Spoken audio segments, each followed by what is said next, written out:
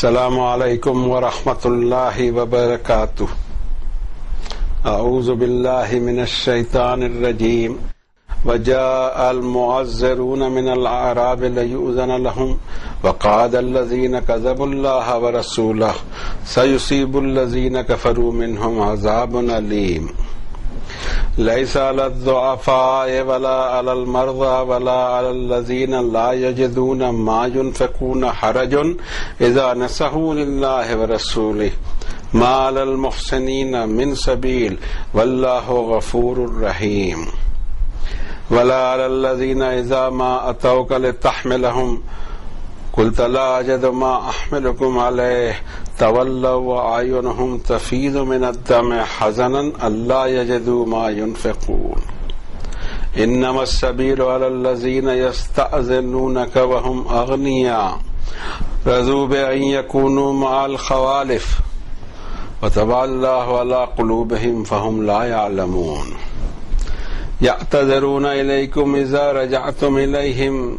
قل لا تعتذروا لن نؤمن لكم قد نبأنا الله من أخباركم وسيرى الله عملكم ورسوله ثم تردون إلى عالم الغيب والشهادة فينبئكم بما كنتم تعملون سيحلفون بالله لكم إذا انقلبتم إليهم لتعرضوا عنهم فأعرضوا عنهم إنهم رجس ومأواهم جهنم جزاء بما كانوا يكسبون يحلفون لكم لترضوا عنهم فإن ترضوا عنهم فإن الله لا يرضى عن القوم الفاسقين الأعراب أشد كفرا ونفاقا وأجدر ألا يعلموا حدود ما أنزل الله على رسوله والله عليم حكيم ومن الأعراب من يتخذ ما ينفق مغرما ويتربص بكم الدوائر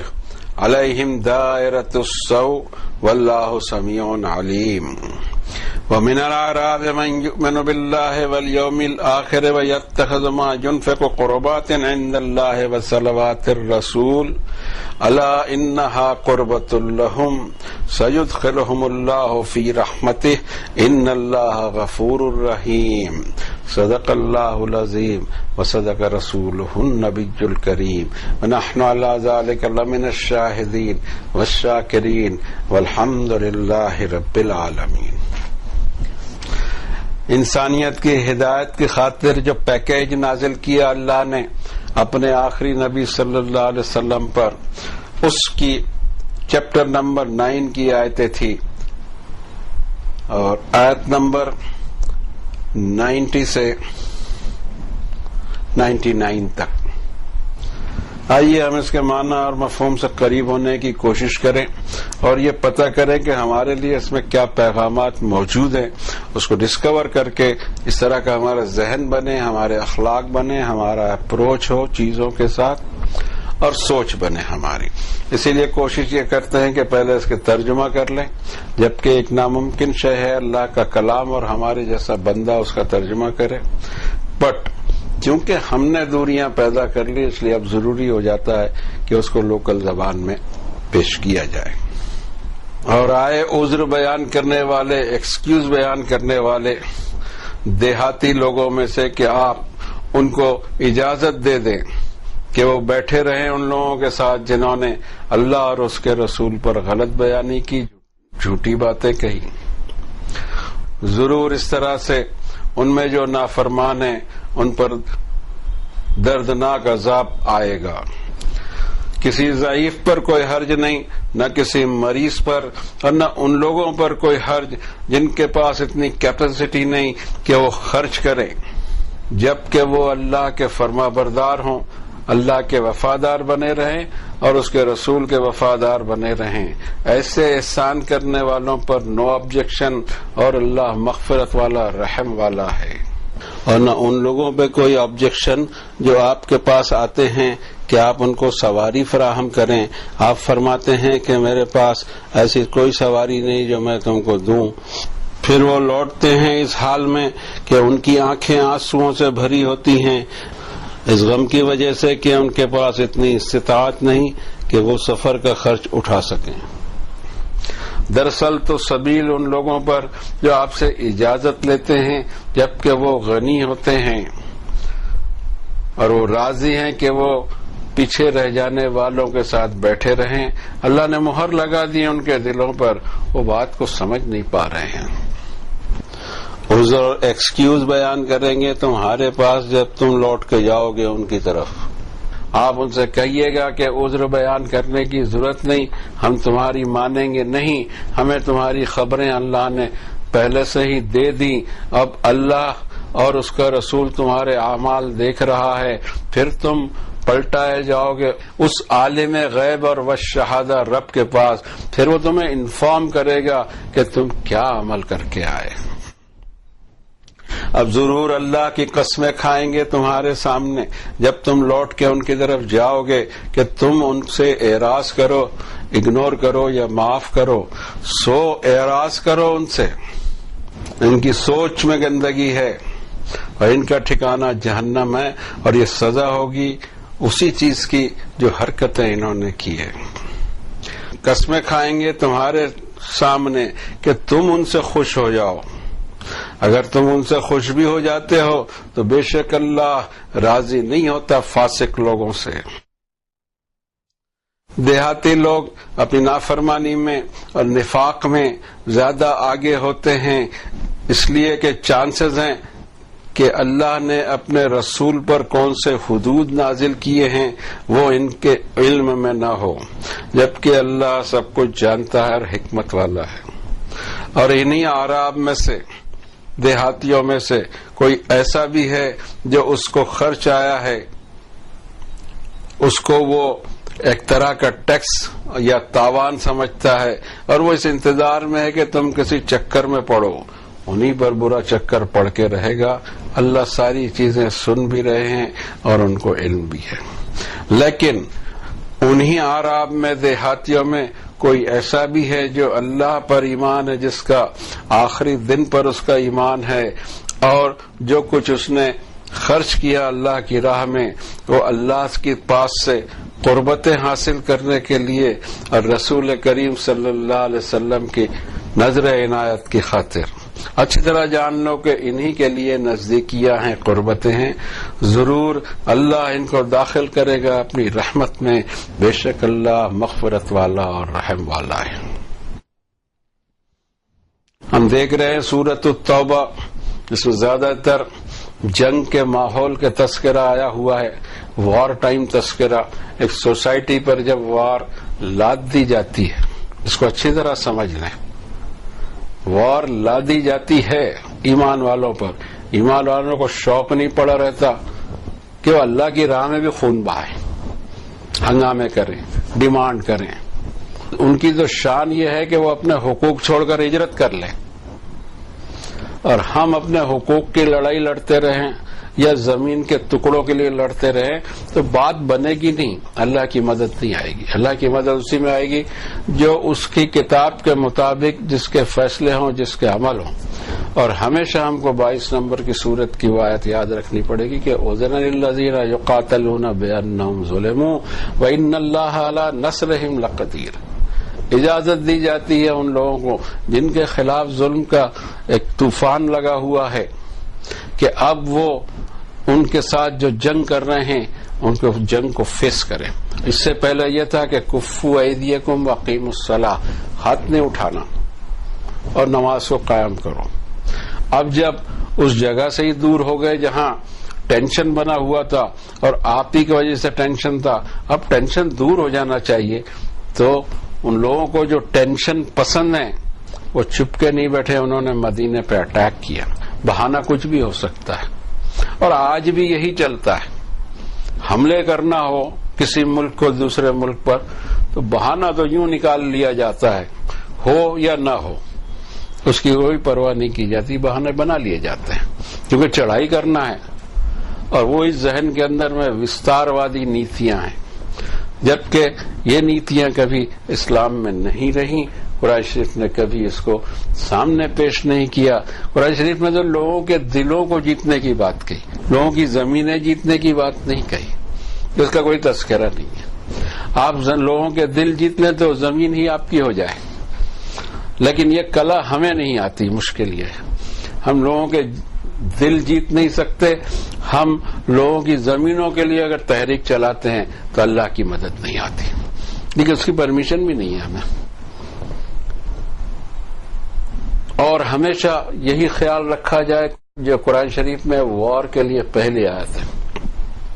سورۃ البقرہ میں بہت شروع میں آیت آ چکی ہے 190 نمبر کی، وَقَاتِلُوا فِي سَبِيلِ اللَّهِ الَّذِينَ يُقَاتِلُونَكُمْ وَلَا تَعْتَدُوا إِنَّ اللَّهَ لَا يُحِبُّ الْمُعْتَدِينَ. بارہا ہم یہ آیت پڑھتے ہیں کہ بنیاد ہے، سارے وارز کی بنیاد یہ ہے کہ انہی لوگوں سے جنگ کرنا ہے جو تم سے جنگ کرتے ہیں اللہ کی راہ کے خاطر.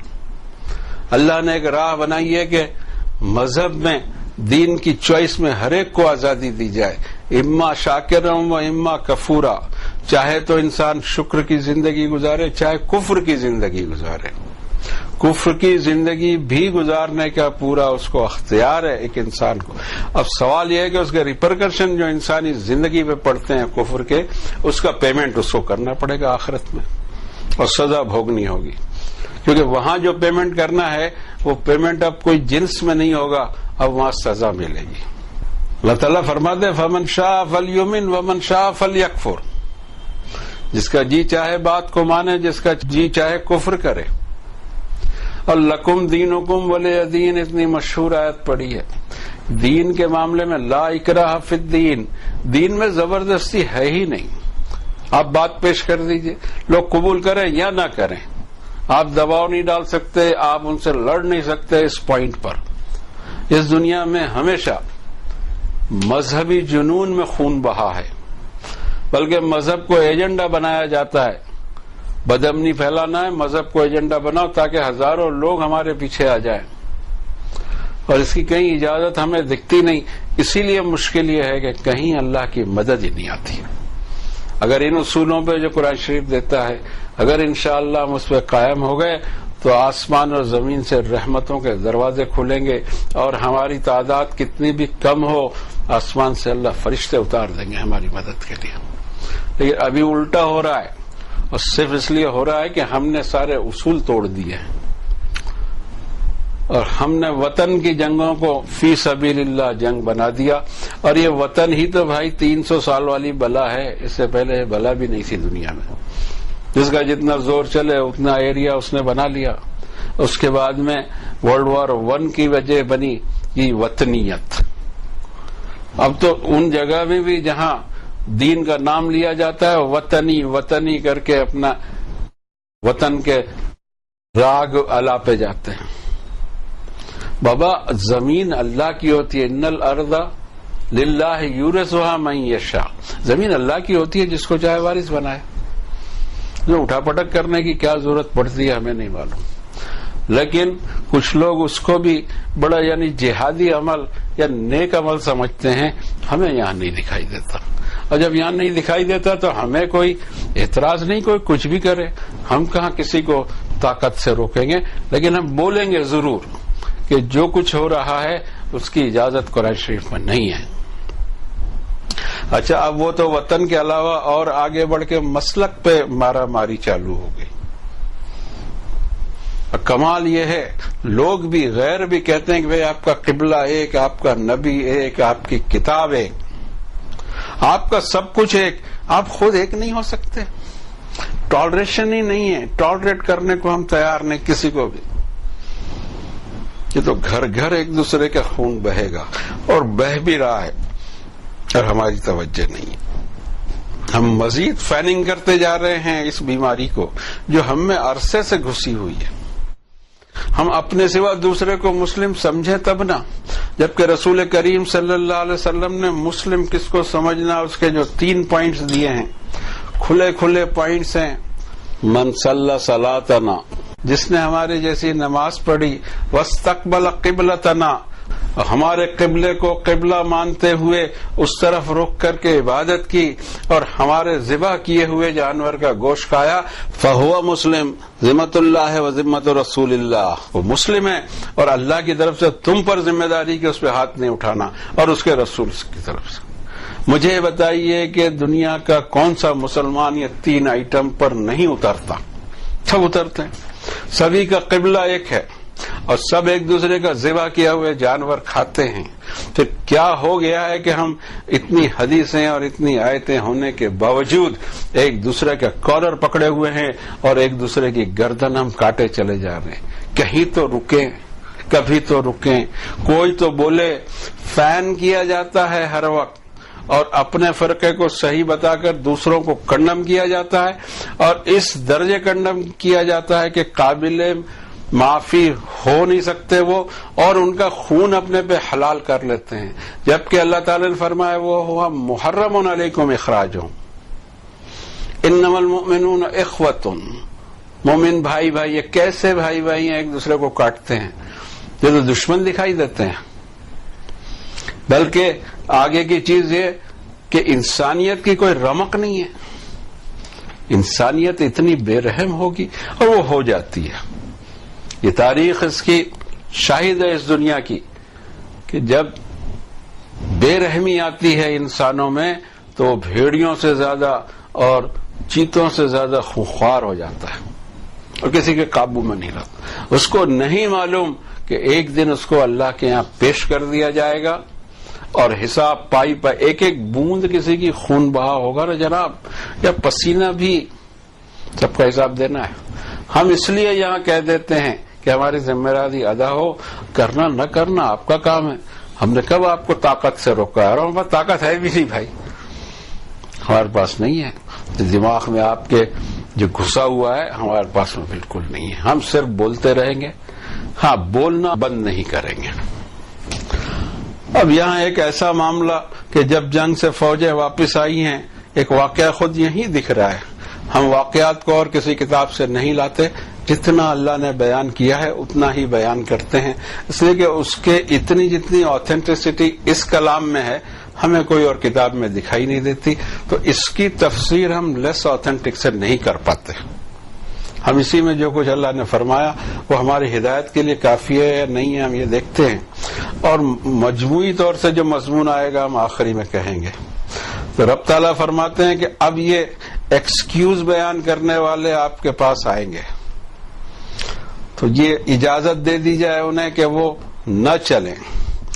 ایکسکیوز آپ دے رہے ہیں، آپ کو معلوم ہونا چاہیے کہ آپ کا سارا تعلق اس رب سے ہے جو سینوں کے بھید جانتا ہے، جو آپ کو جب آپ اذ انتم اجنۃ فی بطون امہاتکم، جب تم تمہارے مدر کے ووم میں تم ایک امبرایو کی شکل میں تھے تب سے تم کو اللہ جانے، مٹی سے تم کو اٹھایا تب سے تم کو اللہ جانے، کہاں تمہاری قبر بننے والی ہے اور کہاں تم سپرد خاک ہوگے وہ اس کو معلوم، اور پھر دوبارہ اٹھانے والا بھی وہی، اور اس کو آپ عذر بیان کر رہے ہیں، اس کو نہیں سمجھتا کہ پوزیشن کیا ہے۔ اب عذر بیان کر رہے ہیں کہ آپ ان کو اجازت دے دیں، چھوٹ دے دیں۔ کیوں دے دیں؟ وہ اللہ کی راہ میں ویسے جنگ نہیں کر پا رہے ہیں، ایمانی جذبہ نہیں ہے۔ یہ جہاد ایمانی جذبے سے ہوتا ہے، چندوں سے نہیں ہوتا بھائی، یہی دکھائی دے رہا ہے۔ اور جہاد ہمیشہ ہوگا مال سے بھی اور جان سے بھی۔ مال کسی کو لگانا ہے، جان نہیں لگانی، کوئی ضرورت نہیں، اللہ کو مال کی حاجت نہیں ہے۔ ہم کو یہ نظر آتا ہے پورے قرآن شریف میں کہ پیڈ فوجوں سے جہاد نہیں ہوا کرتا، قتال نہیں ہوا کرتا۔ جو مشن کے لیے جان دینا چاہے، اور سب سے بڑی چیز یہ کہ وہ اللہ کو بیچ چکا ہو اپنے جان اور مال، وہی یہ کر سکتا ہے، باقی پیڈ فوجیوں کا یہ کام نہیں ہے۔ اور کبھی دیکھا بھی نہیں گیا کہ وہ اس بے جگری کے ساتھ میں میدان میں اترے جو صحابہ اترا کرتے تھے۔ پتہ نہیں پھر بعد میں ایسی چیزیں مکس اپ ہو گئی کہ صحابہ کا وہ طرز اور وہ عمل سامنے نہیں رہا، اور کیسے رہے جب قرآن سامنے نہیں رہا۔ یہاں سمجھ میں آتا ہے کہ ان کا طرز عمل کیا تھا۔ رب تعالیٰ فرماتے ہیں کہ اب اس پہ ایکشن کیا لینا۔ اگر وہ آ رہے ہیں ٹھیک ہے، سَيُصِيبُ الَّذِينَ كَفَرُوا مِنْهُمْ عَذَابٌ أَلِيمٌ، جو نافرمان ہیں ان پر دردناک عذاب آئے گا۔ جنہوں نے بہانہ کیا ہے قُلْ نَارُ جَهَنَّمُ أَشَدُّ حَرًّا، رب تعالیٰ نے فرمایا کہ تم یہ کہتے ہو کہ گرمی کا سفر ہے، تم کو یہ نہیں پتا کہ جہنم میں اس سے زیادہ گرمی ہونے والی ہے. یہ ساری چیزیں ان کو ایمان کو جلا بخشنے والی، چارج کرنے والی ہیں. ایکشن کہیں دکھتا نہیں. دیکھتے ہیں ہم آگے بھی دیکھتے ہیں کہیں ایکشن بھی ہے کہ اس میں کیا ایکشن ہے. اس لیے کہ منافق جو بھی ہو، نفاق کی پوری شکل انسان کے دل میں ہوتی ہے، اور دل کے اوپر میں ہم کوئی حساب نہیں لے سکتے. دل پر تو حساب اللہ ہی لے گا، اور اسی کے لیے قیامت رکھی ہے. آپ اگر لوگوں کے دل پر یہاں حساب لینا شروع کریں گے جبکہ آپ کو پتہ ہی نہیں کہ اس کے دل میں کیا ہے، یہ حرکت نہیں ہوگی. ہاں، جو ظاہری سبب ہیں، اسباب ہیں، شہادتیں ہیں، اس پر ہم کوئی فیصلہ کر سکتے ہیں. انسان کے دل کا حال ہمیں معلوم ہی نہیں ہوتا، وہ تو صرف اس کے رب کو معلوم ہوتا ہے. اب رب تعالیٰ فرماتے ہیں کہ میرے یہاں جو ایکشن لیا جائے گا، لیس علی الضعفاء، ضعیفوں پہ نہیں، اور نہ مریضوں پر، اور نہ ان لوگوں پر جن کے پاس میں اتنا سرمایہ نہیں کہ وہ خرچ کر سکیں اللہ کی راہ میں، کہ نکلنا ہے، ایک لمبا سا سفر ہے، اس درمیان میں گھر کے اخراجات کیسے چلیں گے، اور خود جو جہاد میں جا رہے ہیں اس کے اخراجات بھی پورے ہوں گے یا نہیں. تو ان لوگوں پر بھی کوئی ایکشن نہیں جن کے پاس اتنے سورسز ہی نہیں ہیں. سورسز نہیں ہیں تو آبجیکشن نہیں ہے. زبردستی نکل پڑو یہاں نہیں دکھائی دیتا بابا. اگر ہوتا تو میں آپ کو کہہ بھی دیتا. اور میں اس سے پہلے بھی عرض کر چکا ہوں کہ جس نے اللہ کو اپنا جان اور مال کا سودا کر لیا ہے وہی ہے نا اس جنگ میں ٹک سکے گا، ورنہ قدم اکھڑ جائیں گے. حضرت صلی اللہ علیہ وسلم کی جتنی بھی جنگیں ہیں صرف حنین کو چھوڑ کر بیلنس آف پاور ہمیشہ الٹا رہا، اور اللہ نے ہمیشہ مدد فرمائی. اسی صورت میں آگے آیت آ رہی کہ ان اللہ اشترى من المؤمنین انفسهم واموالهم بان لهم الجنہ. آیت آئے گی، ہم پوری تفصیل سے پڑھ لیں گے اس کو. بے شک اللہ نے خرید لیا ہے ایمان والوں سے ان کی جانیں بھی اور ان کے مال بھی، اور بدلے میں ان کو دینے والا ہے جنت. یہ مال بک چکا ہے، سولڈ آؤٹ ہے، اور سولڈ آؤٹ چیز اب دوسرے کو نہیں بیچی جائے گی. ہاں، ادھر ڈیمانڈ آئی کہ ڈیلیوری دو کیونکہ بیچ چکے ہو. تو آگے فرمایا کہ آپ کے پاس آتے ہیں کہ ان کے پاس سواری نہیں ہے، اور چیزیں ہوں تو سواری نہیں ہے، اتنا دور کا سفر ہوگا کیسے. قلت اللہ اجد ما احملکم علیہ، آپ ان سے کہتے ہیں کہ میرے پاس بھی اتنی کیپیسٹی نہیں کہ میں تم کو سواری فراہم کروں. چندے بازی نہیں ہوا کرتی، نہ چندے بازی ہوتی ہے، نہ پیٹ فوجی ہوتے ہیں.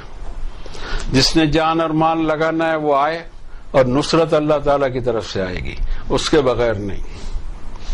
اور ان کی کیفیت کیا ہوتی ہے؟ جن کو جہاد میں جانے کی گنجائش نہیں ہے، نہ سواری دے پا رہے رسول کریم صلی اللہ علیہ وسلم، تو پلٹ جاتے ہیں وہ جبکہ ان کی آنکھیں آنسوؤں سے بھری ہوتی ہیں کہ جو کچھ خرچ آ رہا ہے ان کے پاس میں نہیں ہے اور پا نہیں رہے اسے. انما السبیل علی الذین یستأذنونک وہم اغنیاء. ایکشن اس پر ہوگا جو اجازت لینے آتے ہیں جبکہ ان کو کوئی پرابلم نہیں، مال سے بھی غنی، وقت سے بھی غنی. رضوا بان یکونوا مع الخوالف، وہ راضی ہیں کہ پیچھے بیٹھ جانے والوں کے ساتھ وہ بھی بیٹھے رہیں. دراصل اللہ نے مہر لگا دی ہے ان کے دلوں پر، فہم لا یعلمون. بات کی گہرائی نہیں سمجھ رہے. یہ سودا کیا ہے، اور اس چھوٹی سی تکلیف کے بعد آنے والی زندگی میں اس کا پیمنٹ کیا ملنے والا ہے. اگر ان کو ایمان ہو ان ساری چیزوں پر اور جو اللہ کے وعدے ہیں ان پر، تو کبھی ایسی حرکت نہ کریں. اگلی آیت شریفہ میں آتا ہے یعتذرون الیکم اذا رجعتم الیہم قل لا تعتذروا. آپ کے پاس آ کے عذر اور ایکسکیوز بیان کریں گے جب آپ لوٹ کر جائیں گے ان کے پاس. آپ ان سے کہیے کہ یہ سب بیان کرنے کی ضرورت نہیں ہے، ہم تمہاری ماننے بھی والے نہیں ہیں. قد نبأنا اللہ من اخبارکم، ہمیں اللہ نے تمہاری خبر پہلے ہی دے دی. اب وسیر اللہ عملکم ورسولہ، دکھائی دے رہا ہے کہ آگے آپ کے اعمال کس طرح ہوتے ہیں وہ بھی دکھائی دے رہا ہے. ثم تردون، اصل بات یہاں ختم ہی نہیں ہو رہی ہے، ثم تردون الی عالم الغیب والشہادۃ فینبئکم بما کنتم تعملون، تم کو پلٹنا ہے، پلٹ کر جانا ہی ہے اس عالم غیب اور والشہادہ رب کے پاس جو انسین کو بھی جانے، چھپی ہوئی چیزوں کو بھی جانے، دلوں کے بھید بھی جانے، انسان کے دماغ میں پکنے والی کھچڑی کو بھی جانے۔ کہاں سے اس سے بچ سکیں گے ہم؟ کیسے ہم بچ سکیں گے؟ اتنی زبردست قوت سے۔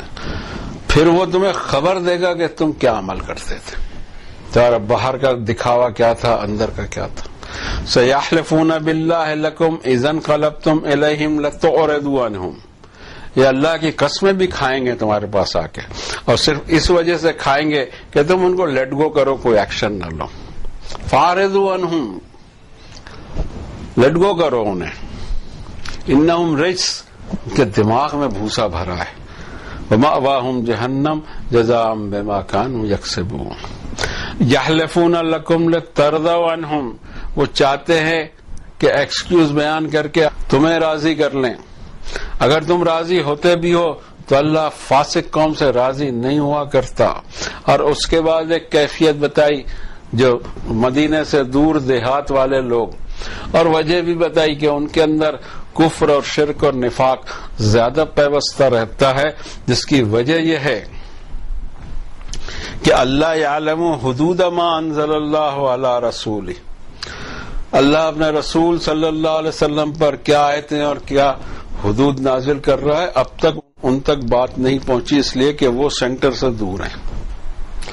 لیکن انہی میں اللہ تعالیٰ نے آخری آیت شریفہ میں ان کی تعریف بھی بیان کی، اور اسی کیفیت کو، ان کے سوچ کی کیفیت کو یہاں اجاگر کیا کہ بعض ایسے ہیں جو یہ سمجھتے ہیں کہ جو کچھ ان کو خرچ آ رہا ہے وغیرہ وغیرہ وہ کوئی تاوان یا ٹیکس یا جرمانہ ہے، لیکن اسی میں وَمِنَ الْأَعْرَابِ مَن يُؤْمِنُ بِاللَّهِ وَالْيَوْمِ الْآخِرِ، ایمان ہے اس کو اللہ پر، ایماندار ہے وہ اللہ سے اور یوم آخرت کے حساب پر اس کا ایمان ہے۔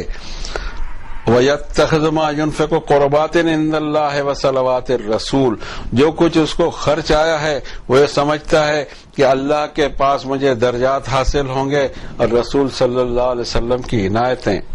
اچھی طرح جان لو الا انہا قربۃ لہم، یعنی لوگوں کے لیے قربتیں ہیں، سیدخلہم اللہ فی رحمتہ، ضرور اللہ ان کو داخل کریں گے اپنی رحمت میں، ان اللہ غفور الرحیم۔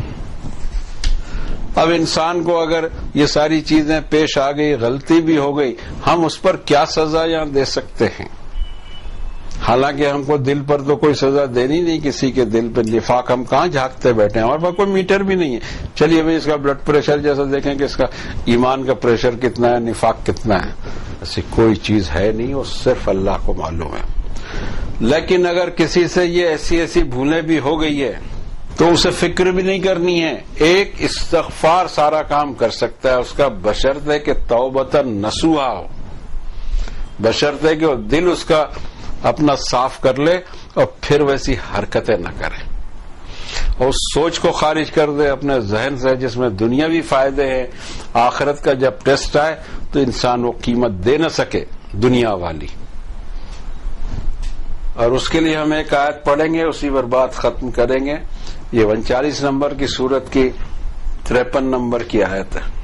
فرماتے ہیں اللہ تعالیٰ اس میں، قُلْ يَا عِبَادِيَ الَّذِينَ أَسْرَفُوا عَلَىٰ أَنفُسِهِمْ لَا تَقْنَطُوا مِن رَحْمَةِ اللَّهِ، اے نبی صلی اللہ علیہ وسلم میرے ان بندوں کو جو گناہ کر کے اپنے آپ پر ہی زیادتی کر بیٹھے ہیں کہ اللہ کی رحمت سے کبھی مایوس نہیں ہونا۔ ان اللہ یغفر الذنوب جميعا، اللہ تو سارے گناہ معاف کرنے کو تیار ہے، جو شرائط ہیں اس پہ قائم ہو انسان۔ انہ هو الغفور الرحیم، تم پہچانتے نہیں ہو بہت مغفرت والا اور رحم والا ہے۔ وانیبوا الی ربکم، پلٹ جانا تمہارے رب کی طرف اور سبمٹ ہو جانا اس کو، اس سے پہلے کہ تم پر پھر عذاب آ جائے، پھر کوئی ہیلپ نہیں ہوگی۔ اور آگے آیت میں فرمایا کہ واتبعوا احسن ما انزل الیکم من ربکم، فالو کرتے رہنا اس احسن بات کی جو نازل کیا تمہارے رب نے، اور یہ بھی فالو کرنا من قبل یاتیکم العذاب بغتۃ وانتم لا تشعرون، اچانک عذاب آ جائے گا، ہوش بھی نہیں رہے گا. توبہ کرو، خود ہی اللہ کی کتاب کی طرف پلٹو. یہ اس کا ایک فارمولہ دیا گیا ہے.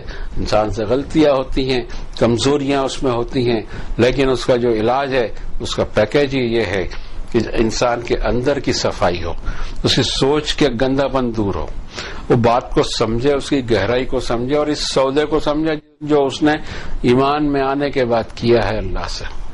اللہ سے دعا ہے کہ ہمارے ذہن، دل، دماغ، نیتیں سب صالح ہوں، پیور ہوں، اور ہم بار بار استغفار مانگتے رہیں ہمارے رب سے. بے شک خطائیں ہو جاتی ہیں، گناہ ہو جاتے ہیں، جانے انجانے میں بھی جو کچھ ہو جاتا ہے. استغفار کے دروازے کھلے ہیں جب تک ہماری موت نہیں آتی، اور اس کو پہلے اس کا فائدہ اٹھا لیں ہم موت سے پہلے استغفار کا. وصلی اللہ علی النبی الکریم.